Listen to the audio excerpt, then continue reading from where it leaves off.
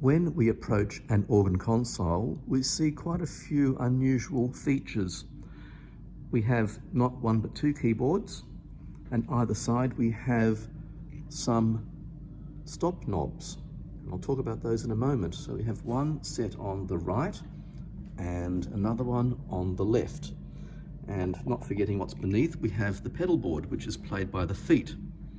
So in fact, we have three organs in one. The main division here is played on the top keyboard, called the Hauptwerk, and that's written this way, Hauptwerk. And the one on the bottom is called the Hinterwerk, over here. They're two German words, and they literally mean chief work and the work behind. That may not mean anything to anyone. So the Hauptwerk pipes are actually in the front. They're the main and important ones. Hinter in German means behind, so we have the pipes set behind the main ones. And if we go down below, we see three knobs down the bottom. They are operating the pedals. And on this side, we have also two other knobs which operate the pedals, but they draw down the notes from the keyboard as if you had a third hand. We'll talk about those in a moment.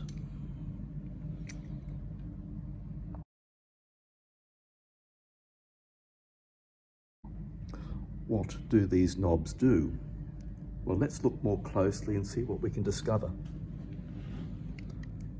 There are labels, and these labels all have a meaning. The top one is the name of the division of the top keyboard, Hauptwerk, which in German means chief work or head work. It's the most important division. It's the loudest part of the organ.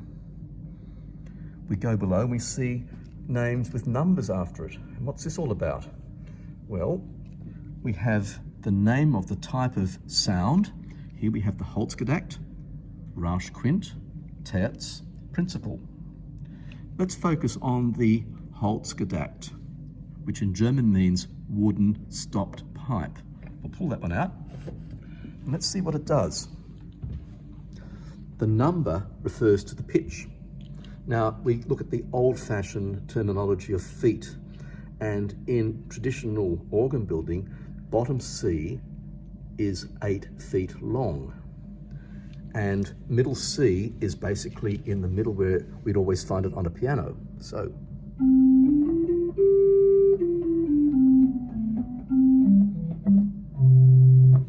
we have a flute sound.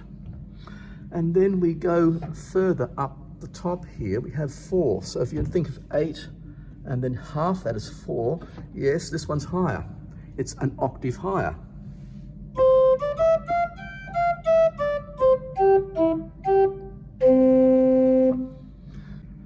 I can add some more sounds, but let's have a look what they are first. Rauschquint, that means a reedy sound in a fifth. It's a harmonic. It doesn't make much sense on its own, but have a listen. You wouldn't play it on its own. You'd have to mix it with something else. So let's put out the Holzgedackt. Let's put out the Principal, and then we're going to add this one. So have a listen to the first two on their own. I'm going to add this one now. It fills in some harmonics. And then we look at one remaining one on this division, the Terz, which means a third. It actually plays 17 notes higher than the pitch of the foundation stop. We're going to hear this sound.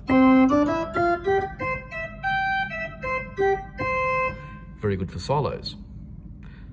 Let's see what's happening on the left-hand side. We have some more stops here. We have the label here called Hinterwerk. That means the pipes behind the main division. And again, we've got names with numbers. We've got quintadina, flöte, octave. So we've got this rather interesting 8-foot flute. Let's have a listen to it. And it plays on the bottom keyboard. A little bit quieter than the earlier one, which I'll let you hear to compare. Here's the first one. Different quality altogether. We go and see that there's a flute, and that's 4. That means, yes, an octave higher.